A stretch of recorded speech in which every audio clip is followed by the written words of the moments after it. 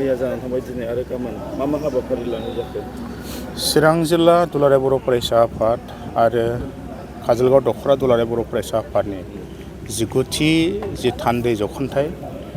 बे बोसोराव जोङो काजलगाव दख'रा एबसुनि सिङाव थानाय जि दांथल इउनिट एबसु बांगालदबा होननाय जायगायाव जानुवारि फार्स्ट उइकनि 5, 6, 7 बे सानथामनि हाबाफारिजों जोङो खुंफुंनायनि जि लाहार फाहार बियो सोलिबाय थादों। मैया 5 तारिखनिफ्राय जागायबाय आरो दिनै चिरां जिल्ला एबसुनिया 6 तारिख आरो 7 तारिख साननैनि जों गाजा गोमजायै फालिनायनि जे हाबाफारि बियो जोङो अलरेडि सेटेल जाखानाय। बे हिसाबै दिनै गिबि चिरां जिल्ला एबसुनि हाबाफारियाव फुंनि 10 रिंगानिफ्राय जोहोलाव सोमला बसुमतारिनि मुङाव भलिबल बादायलायनाय बियो सोलिदों आरो बे बादायलायनायाव चिरां जिल्लानि सिङाव थानाय गासै मोनस्नि दख'रा आरो बङाइगाव कलेज एक्सट्रायै जों होनाय जादों। गासै 8 टीमनि गेजेराव जि बादायलायनाय बियो सोलिगासिनो दं दा नैबे गेवलां बोथोराव आरो बेजों लोगोसे समानैनो जोंनि चिरां जिल्लानि सिङाव थानाय बे गासै 7टा दख'रा आरो बङाइगाव कलेज गासै 8टा टीम लानानै गायदे आरो हेलेना बिथांमोननि मुङाव जोंनि जे काबादि बादायलायनाय बियो सोलिबाय थादों। बे हाबाफारिया दासिम जोङो मावबाय थानाय जादों आरो बेनि अनगायै हाबाफारि बायदि एखे टाइमावनो 10 रिंगानिफ्राय जि गेवलां जि डायास बेवहाय जोंनि फरायसाफोरखौ लानानै कलेजनि इउनिभारसिटिनि हायार सेकेन्डारि आरो 9, 10निफ्राय आरम्भ खालामनानै मोनसे थुनलाइयारि आयदानि बादायलायनाय लिटारेरि जि सेक्सननि कम्पिटिसन बेबो सोलिबाय थादों। दिनै बियो जाबाय थादों दा बर्थमान। बिनि उनावहाय जोङो आफादारि बिथिं जोङो सावरायनाय जोंहा थागोन गासै मोनस्नि दख'रा आरो कलेजनि इउनिभारसिटिनि फरायसाफोरखौ लानानै। बे सावरायलायनायाव आथिखालाव बर' माहारिनि बायदिसिना जेंना जेंगोना सोलोंथाइनिफ्राय आरम्भ खालामनानै दिनै सोलोंथाइयावनो गोबां जोंनाव जेंनाफ्रा दङ। बायदि रोखोमनि जाय जेंनाखौ दिनै बुंनानै फोजोबनो हानाय नङा। बेहाय जोङो सिरियासलि सावरायगोन आरो फैबाय थानाय समाव बे सानथामनि हाबाफारिजों चिरां जिल्लाया सोलोंथाइ बिथिंनि गोबां आयदाखौ जों सावरायनानै रायजो राजानि गेजेराव थांनानै फरायसाफोरनि गेजेराव थांनानै फोरोंगिरिफोरनि गेजेराव थांनानै जोंनि जेंनाखौ सुफुंनायनि जि बेबस्था जि राहा बेनि थाखाय जोङो थांखि लागोन। बेखौ जोङो गोख्रोङै नोंथांमोननो जों दिनै फोसावदों। बेनि अनगायै जोङो हाबाफारि बायदियै मोनाबिलियाव जोंहा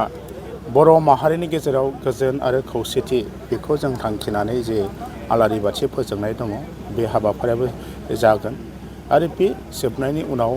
जोंनि जे डेलिगेट बियो हरसे सोलिगोन। बेवहाय गोबां रोखोमखौ सावरायगोन होननानै नोंथांखौ दहाय बुंबाय। हारि दानायनि बाथ्राखौ लानानै हारिमुनि, खेला दुलानि, सोलोंथाइनि बायदिसिना जोंनि समाजनि दिनै चिरां जिल्लायाव गोबां जेंनाजों जों मोगा मोगि जानानै दं। जोंनि सा ओनसोलाव रायजो जानाय दिनैबो हानि जेंना दिनै जानानै दं। दै गोग्गो दै मोनलोङाखै। स्कुलफोरनि जेंना दिनै गभमेन्ट स्कुल गैया। बाहाय गोबां भेन्सार स्कुल दङ। बायदि रोखोम दिनै जोंनि फरायसालि बर' बिजोंनि जि गुदि फरायसालिफोर बाहाय फरायसानि अनजिमाया खमायलांबाय। दिनै मार्जारनि लिस्ट जोंनाव फैदों। एमालगेमेसन सोलिबाय थादों। दिनै टिचार्सआ जोंनाव थोजासे गैया। सिंगेल टिचार इभेन 0 टिचारसिम दङ। दा बेफोर थाखाय जोंनि चेलेन्ज आरो बे चेलेन्जखौ लानानैनो जोङो दुलाराय बर' फरायसाफोरा खुनु मेंनाय खुनु जिरायनाय गैया। जोङो बेखौ जेरैखिजाया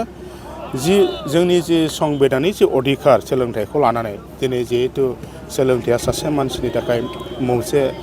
फान्डामेन्टेल राइट्स जाबाय। बेखौ मोननांगौनि थाखाय सरकारजों जोङो मोननांगौनि जे बेबस्था बेखौ जों लागोन। बेखिनि बाथ्राखौ जों फोसावदों। गाबोन जोङो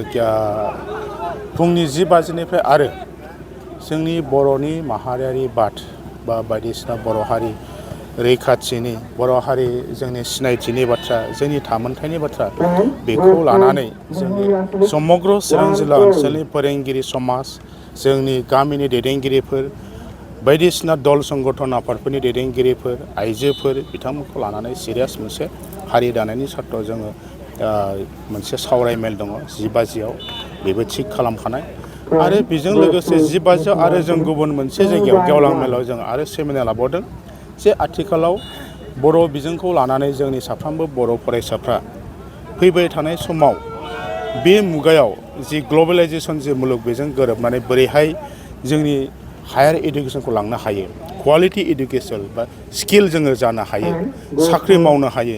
बे बाथ्राखौ लानानै सिरियासलि इडुकेसननि सायाव जोंहा सावरायनांगौ दं आरो बे सेमिनारा बेबो थिग जाखानाय बेखिनि बाथ्राखौ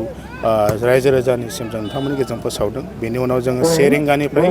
गाबोन जोबथा हाबाफारि हिसाबै गेवलां मेल दं आरो बे गेवलां मेलाव जोंनि दुलाराय बर' फरायसा आफादनि मानाव गेदेर दिपेन बर' आफादगिरि बिथाङा बाहागो लाफैगोन बिटिआरनि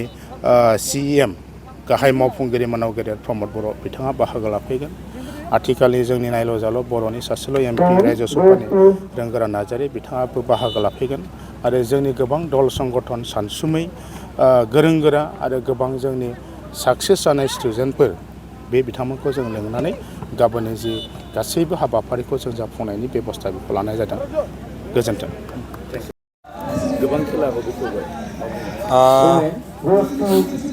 जोंहा बुंनो थाङोबा दुलाराय बर' फरायसा हिसाबैनो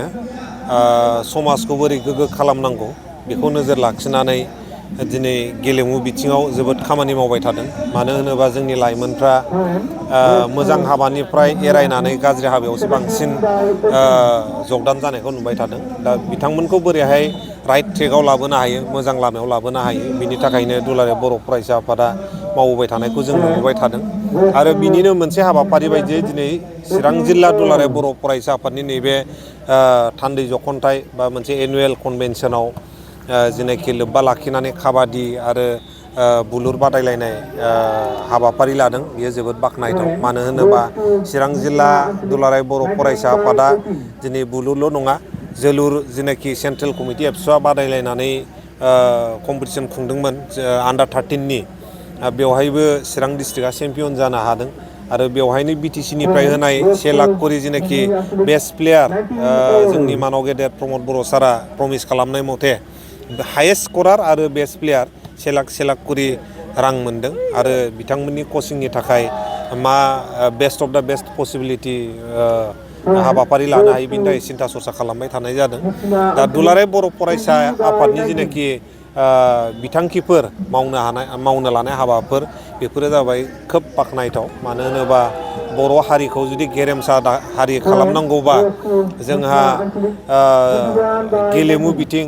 सोलोंथाइ बिथिं बेफोर गासैबो बिथिङाव जोङो खामानि मावनांगोन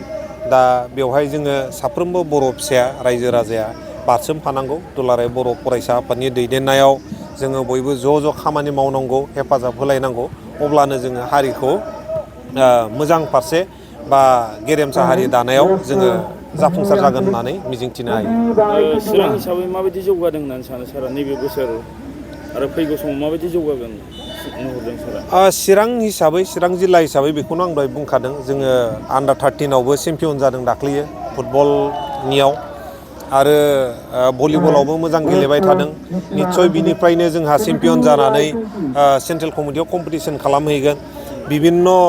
स्कुल कलेजफ्राव जोङो केरियार काउन्सिलिं बानायनायखौ नुबाय थादों आरो फिसा फिसौ वार्कशप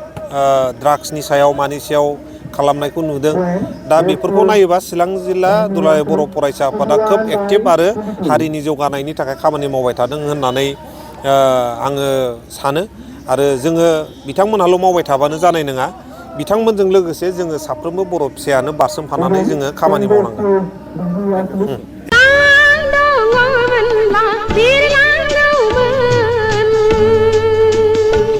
बर'नि गिबिसिन आबुं बर' सावथुन आलायारन सावथुनखौ नायनो हांखुर जानानै थानाय रायजो राजाफोरनि थाखाय गोजोनथाव खौरां आंनि सिमां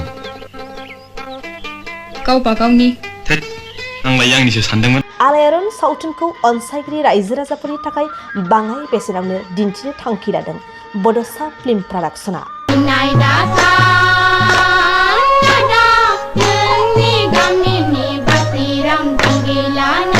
रायजो राजाफोरनि खाबुनि थाखाय क्रिसमास आरो इंराजि गोदान बोसोरजों लोब्बा लाखिनानै गोदान बोसोर 2024 इं मायथाइनि 2 जानुवारिनिफ्राय 20 जानुवारिनि गेजेराव बड'सा फिल्म प्रडाक्शना आलायारन सावथुनखौ बाङाय बेसेनाव रायजो राजाफोरनो दिन्थिनो थाखाय आखायाव लादों